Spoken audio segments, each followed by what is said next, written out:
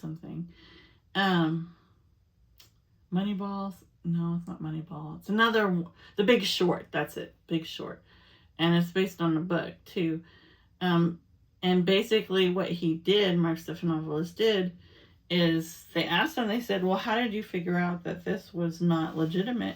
You know, that he was running a Ponzi scheme. Because a Ponzi scheme is that's like really big time. You know, that's not like a small carnivorous type of thing. That's like on a massive scale. It's almost impossible to pull something like that off. And he literally is quoted saying, and you know, he's had a million interviews about this, saying that, you know, he knew it within 5 minutes of just doing looking at the data.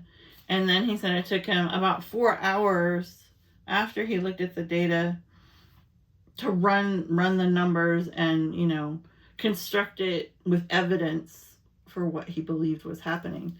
But his whole premise was this. The market goes up and down, you know. It's always fluctuating. People win money, lose money. It's always, you know, and even when everybody's winning for a while and there's a streak, you know, I think they call that bull bear. I don't know all this stuff, but, you know, it always is going to still have slight fluctuations. Like, there's never going to be a time where it's not a flat line, you know, it's not a steady increasing line either, you know, and that's what Madoff was a master of, was he would have consistent returns. I think it was like 1%, and over the year it would be like maybe 10%, but of steady increase of making, you know, an increase in what you invested. But they were never dramatic. And like some of his clients were like former financial